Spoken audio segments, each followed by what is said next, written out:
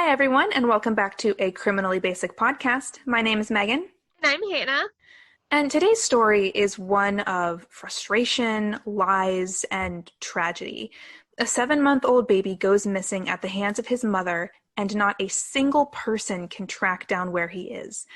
The only one who knows exactly what happened to baby Gabriel Scott Johnson is the woman tasked with keeping him safe, his mom, Elizabeth. Today, we'll be discussing the theories of what happened to Gabriel and where he could be today. Oh my God. Megan, I was not expecting that today. Get ready. This is a wild one. The tragic story of what happened to baby Gabriel starts long before his disappearance.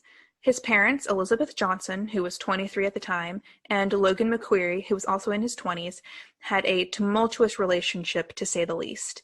The couple lived in Tempe, Arizona, and appeared on the outside to be a happy young couple in love. However, as we see so many times, what you see on the surface may not be the truth. Elizabeth was a physically abusive partner to Logan, and there are multiple sources that state that she would become violent with him if they had an argument. That's always how it seems to go. They look perfect on the outside, but on the inside, they're way less than perfect. Yeah, you never truly know someone. Several months into their relationship, though I can't find how many, I do believe it was less than a year, Elizabeth found out she was pregnant. She and Logan were excited to welcome their son into the world, but once little Gabriel was born, it became very clear that she was not cut out to be a mother. According to an article from True Crime Daily, Logan stated, quote, "Whenever he would cry, she would go into another room and leave him in a different room so she didn't have to hear it," end quote. That poor baby Gabriel. Oh my God. Yeah, even though there was a baby in the house, Elizabeth's wild and straight up violent behavior did not change at all. In fact, it became worse. According to forthelost.com, quote, "Johnson had previously been arrested for vandalism of the apartment the two lived in. When McQuarrie was at work, she smashed several items and took a knife to Gabriel's belongings," end quote. Her own son's belongings? She did that? Yeah, she destroyed her son's stuff. Several sources have speculated that she had bipolar disorder because of her apparent inability to regulate her emotions, but I did not see this confirmed anywhere. Eventually, Elizabeth and Logan would split, which I think was clearly for the best. Absolutely. Somewhere along the way, though, Elizabeth stated that she was no longer interested in being a mother and wanted to give Gabriel up for adoption. His father, however, was very against the idea. Even though he was a young dad, Logan loved his son and was working hard to provide the best possible life he could for his baby.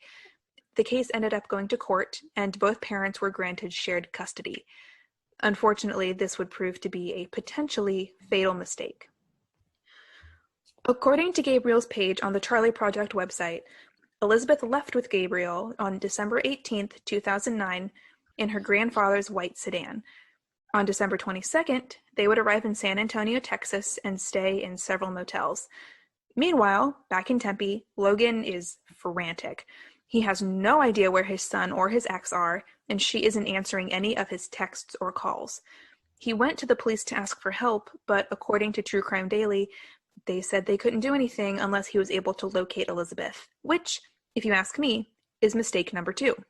Very much mistake number 2. I don't know what went into this decision. It could have been, she had shared custody and she had the right to take him wherever. Yeah. But considering the circumstances around the case, I am kind of surprised that nothing ended up happening. Yeah. Logan was supposed to have Gabriel for his first Christmas that year, but as the days came and went, he grew more and more desperate. Then, on December 27th, Elizabeth would finally make contact. Her text message, though, would haunt Logan for the rest of his life. The text message said, quote, "You will never find me. I'm already boarding a plane. Out of the country. When I'm safe, I'll email you the exact location of dead Gabriel's little blue body. If the garbage don't come first." End quote. What the? Megan! Yeah, I told you to get ready. I wasn't ready for that. Oh my God. Horrific. Horrific. So Logan, of course, immediately calls, and Elizabeth picks up. He asks where his son is, Yeah. And she says she suffocated him and threw him out with the garbage. Now, Logan says Elizabeth had threatened to hurt Gabriel before, but had never followed through, so he didn't know if he should believe her or not due to her irrational behavior and empty threats in the past. Yeah. According to the Charlie Project website, Elizabeth was supposed to appear in court on December 28th for a custody hearing. When she didn't show, a warrant for custodial interference was issued and a search for her was officially started. I don't have words for this. No, this is horrific. Yeah. While in San Antonio, Elizabeth apparently tried to find work at a strip club, but she didn't nail her audition, so she wasn't hired. The next sighting of her is on December 27th, the same day that she spoke with Logan, boarding a Greyhound bus headed for Miami. Gabriel was not with her. 2 days later, on December 29th, she was arrested at a youth hostel in Miami Beach and indicted on charges of custodial interference, kidnapping, and child abuse. Good. She deserves all of that. Absolutely. Once Elizabeth was in custody and asked about the supposed murder, she denied it. She said that she only said those horrible, disgusting things to make Logan upset, which I think just speaks more and more to her mental instability. Yeah. Instead, she stated that she had given her baby to a couple she had met in a San Antonio park. She said that she had spent 3 days with them and purposefully didn't learn any information about them, like, their names, their address, Their jobs, their contact information. And she said that she did this so that if she regretted the quote-unquote adoption, she couldn't go back on it. My face is explaining everything I'm feeling right now. Hannah's face is just one of dumbfoundedness. Yeah. And on one hand, it's like, how could you be so stupid to do that? And the other hand is like, I just want to smack her. Oh, Hannah, this isn't even over yet. Oh my God, Megan. Okay. Let's do it. Okay. I'm not ready, but let's do it. So this was not the first time Elizabeth had tried to give her child away. Back in Tempe, another couple named Tammy and Jack Smith were reportedly very interested in adopting Gabriel. So much so, in fact, that Logan said they put a lot of pressure on him to give up his parental rights to the baby. In fact, according to forthelost.org, Elizabeth went to Logan's work and attacked him because he wasn't willing to give up his parental rights. But to Logan, Gabriel was his whole world. Gabriel was his baby, and he wasn't going to give him up just because some other couple wanted him. Tammy and Jack are considered persons of interest in Gabriel's case. They have actually said that they support Elizabeth and believe that Gabriel is somewhere safe, which, if you ask me, just makes them so suspicious. So suspicious. And also, I feel like they're just as crazy as her, if not more. Oh, absolutely. Tammy and Jack had supposedly actually helped keep Gabriel away from his father, even going so far as to... Are you ready for this? No, but do it. Start adoption paperwork for Gabriel by signing a paternity document with the name of one of Tammy's relatives. Oh my God! Is that not illegal? She was eventually arrested and charged with custodial interference and conspiracy to commit custodial interference. She was convicted on both of these charges in March of 2012 and went to prison. Oh, good. Mm-hmm. I also saw that she was charged with forgery, but I'm not sure if she was actually convicted of that. Yeah, but still, though, good. She deserves jail. Mm-hmm. Speaking of jail, let's check back in with Elizabeth, who's been in jail since December 29th. According to forthelost.com, she attacked 2 other inmates while in jail and was therefore deemed incompetent to stand trial. Eventually, she would spend a few months in treatment and ended up being deemed competent to stand trial in December of 2012. She would be convicted and sentenced to 5 years in prison, but since she had already served 3 years behind bars... No. She only had to spend 2 more years in prison and was released in July of 2014. No. I don't accept that. No. So she was actually arrested afterwards for violating her probation because she left the state on vacation and had gotten married. What? Uh-huh. Who would marry her? I have no idea. How can she get a husband and I can't get a boyfriend? This seems to be a running theme. I think it will be until I get a boyfriend. It still boggles my mind that these insane people can get a boyfriend or a fiance or a girlfriend, and then here I am. So she left the state on vacation and had gotten married and didn't tell her parole officer any of this. So she spent another 20 days in jail, but since then, she's been free and laying pretty low.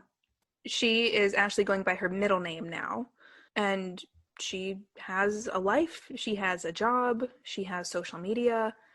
I don't want to encourage anyone to go and harass this woman on social media because I don't think that's going to do anyone any good. No, it's not going to do anyone any good, but I'm surprised someone hasn't done that already. I'm sure they have. I Yeah. don't agree with anything that this woman has done. Oh no, me either, but like you shouldn't go harass her. As I'm researching this case, the question I kept coming back to was, why San Antonio? To me, it didn't really make any sense. She goes there with her baby, spends a few days there, and then leaves without him.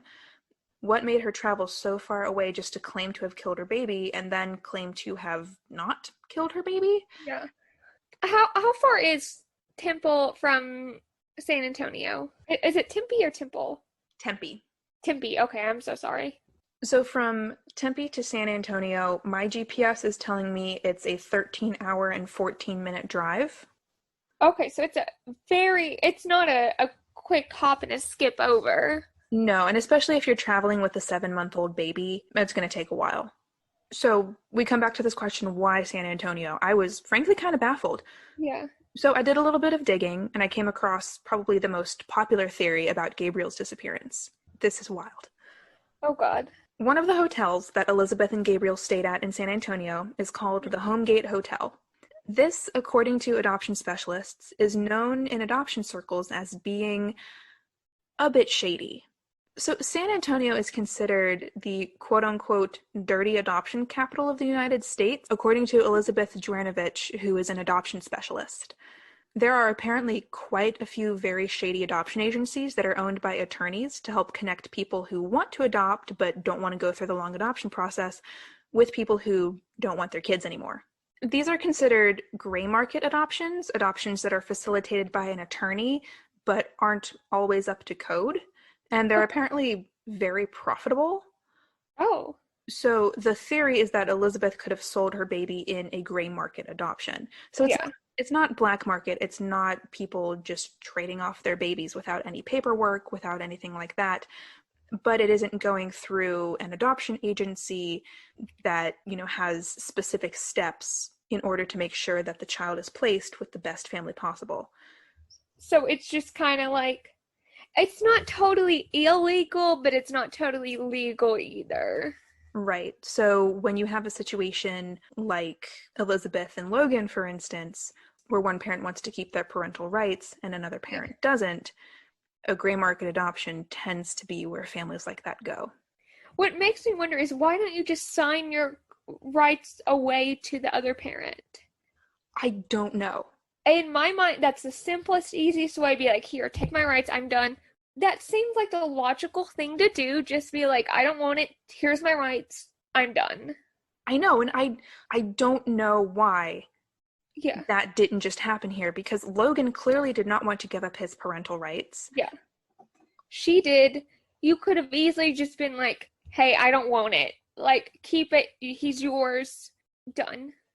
Exactly. And to be fair, I don't know the exact dynamic of this, but based on all of the research that I did, I don't understand why that couldn't have happened. Yeah, It baffles me. It makes no sense to me. It could have yeah, come from a place where Elizabeth was like, I just don't want him to have my baby. yeah, It could have come from a place where she's like, I don't want my kid, but I don't want him to have my kid either. yeah. It also, unfortunately, could have come from a place of wanting to make a little bit of money. We come back to this gray market adoption thing where you're basically kind of selling your child. Yeah. No one knows where baby Gabriel is. It's often speculated that he is still alive, although no one knows where. Assuming he is alive, He's 11 years old today. Most likely, he doesn't know about his true past and, frankly, may never know. Logan is now married and has 2 kids of his own, but has never stopped looking for the son that was so cruelly stolen from him. Oh. If you or anyone you know has information on Gabriel's disappearance, please contact your local authorities, reach out to the Bring Home Gabriel Johnson Facebook page, or contact Tempe Police. Yeah, let's find this baby boy. Thank you for listening to A Criminally Basic Podcast. If you want to learn more, you can find us at A Criminally Basic Podcast on Instagram and Twitter. And check out our sources as well as our photos on our website, www.acriminallybasicpodcast.podbean.com. We'll see you next week.